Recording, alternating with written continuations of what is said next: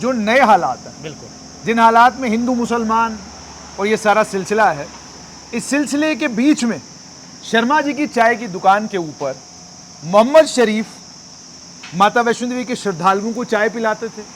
मोहम्मद शरीफ मुझे और आपको और जो भी यहाँ इस दुकान के ऊपर आता था उसको चाय पिलाते थे, बिल्कुल। और खामोशी के साथ चाय पिलानी, हाँ, बड़े प्यार के साथ चाय पिलानी। स्वादली चाय सिर्फ आपने एक बार उनको बोलना कि मुझे इस तरह की चाय पीनी है। बिल्कुल। तो ये थे मोहम्मद शरीफ। और आखिर देखो तुस इस दुकान कन्ने, इस कम कन्ने उसी प्यार के ना कि जड़ी आखिरी जड़ा आखिरी साह वो भी इत्थे लगा।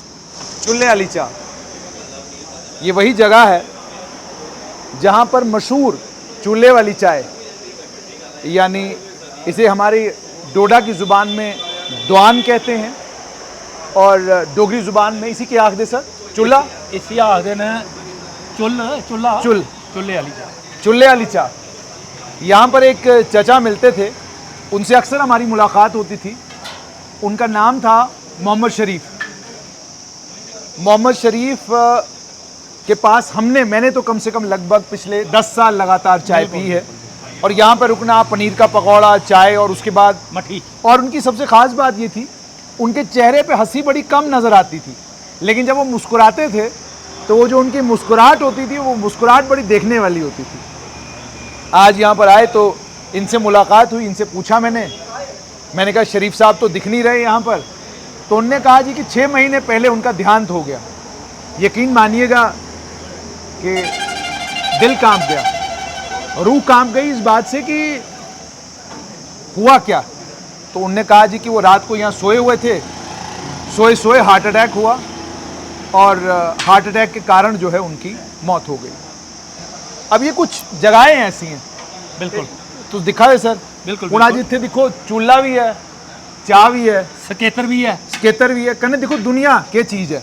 और वो ऐसे 2 दशक तक लगभग उन्हें शर्मा साहब की दुकान पर काम पहली बारी तुस केड़े साल आए थे इधर? मैं 2-3 साल पहले की गल है, 3-4 साल पहले कोला पहले कदे भी पहले जदों भी इधर लंघदे ते चाह ते इधर भैया पींदे लेकिन बहुत अच्छे इंसान है। और सारे कोला बड़ी गल है कि हजारें की साहबा च जेडे माता वैष्णो देवी के यात्रु है उनेंगी शरीफ साहब इतने चाह पिलांदे, सोचने वाली गल है। नहीं कन्ने एक और गल है सर, जी अजकल का जो माहौल चला दा, इस माहौल में गल करनी बड़ी जरूरी है। बिल्कुल, ये जो ढाबा है, ऐसी दुकान अच्छी चाह की दुकान, ये शर्मा साहब की चाह की दुकान, जो नए हालात हैं, बिल्कुल जिन हालात में हिंदू मुसलमान और ये सारा सिलसिला है, इस सिलसिले के बीच में शर्मा जी की चाय की दुकान के ऊपर मोहम्मद शरीफ माता वैष्णो देवी के श्रद्धालुओं को चाय पिलाते थे। मोहम्मद शरीफ मुझे और आपको और जो भी यहाँ इस दुकान के ऊपर आता था उसको चाय पिलाते थे। बिल्कुल, और खामोशी के साथ चाय पिलानी, बड़े प्यार के साथ चाय पिलानी। स्वादली सिर्फ आपने एक बार उनको बोलना कि मुझे इस तरह की चाय पीनी है। बिल्कुल, तो ये थे मोहम्मद शरीफ। तो जिसलिए जब इस तरह के लोग दुनिया से चले जाते हैं ना, दुख बड़ा होता है। इसे बंदे ही लगता कि यार देखो यकीन ही नहीं होता, यकीन नहीं होता कन्ने दुनिया जिथे जा दी ना सर, ये लोग ने जिथे कारण से सीढ़ियां लगियां चढ़न ते सारे कोल पहले साडी नजर जिले चूल्हे पर गई। हां, अब उसे ही तुप्पा दे, बस तुप्पा दे। मैं कहा चाचा नहीं है, इत्थे गया कुदरे चाचा। बाद जिस वेले इंदे कन्नै गल हुई पता लगा कि 6 महीने पहले इत्थे सुत्ते दे के मैं उनेंगी दिला दौरा पिया ते उनका काल हो। बस गल ये है कि शर्मा जी भी देखो उन्हें भी दुकान पर कुछ रखे था, ये भरोसा होना, ये प्यार होना उनके कन्ने। और अज बड़ी बड़ी गल ये है कि ये जी चाय की दुकान है अज 3 पीढ़ी जी चला करती है। बड़ी गल है। शर्मा साहब के पिता श्री होरें काम शुरू किया, फिर शर्मा साहब ने काम शुरू किया, हूँ अगे उनका जो सपुत्र है वो इस चीज़ा की चला करता है।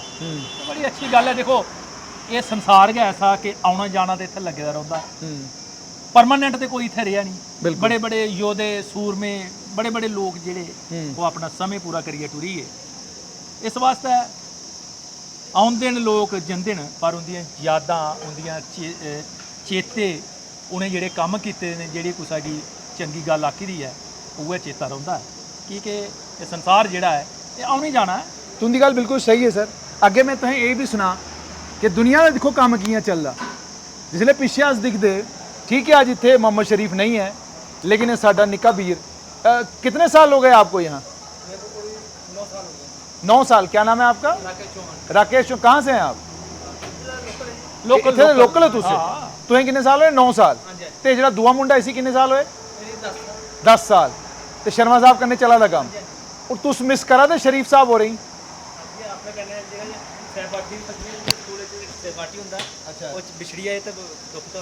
बहुत बड़ा याद आंदी होंदी कोई कदे?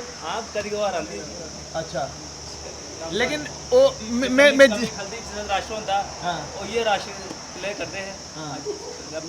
ते कन्नै एक और चीज़ ही उंदे च जेह्ड़ी मैं दिखदा हा उंदे च, ओह् एह् हा कि ओह् हर ले उंदे चेहरे दे उप्पर हसी नहीं होंदी ही, इ'यां गुस्से च रौंदे हे, बंदे ही लगदा हा कि भाई गुस्से च न। नहीं उनका चेहरा का वैसा हा। सुभाव है उस हिसाब दा हा, बाकी आखो तो दिल च मैल नहीं आई। अच्छा, दिल बहुत साफ अच्छा। है। और बड़ी बड़ी गल जेह्ड़ी कीती है कि शरीफ साहब दे चेहरा बेशक उनका इस हिसाब दा हुंदा हा, पर मन च मैल नहीं है। तो ये बहुत बड़ी बात है जी कि आज भी अभी आप सुकेतर जितनी बार आएंगे यहाँ पर आपको चूल्हा भी मिलेगा, जलता हुआ चूल्हा मिलेगा, लकड़ मिलेगा, चूल्हे वाली चाय भी मिलेगी, सब कुछ मिलेगा, लेकिन शरीफ साहब से अब मुलाकात नहीं होगी।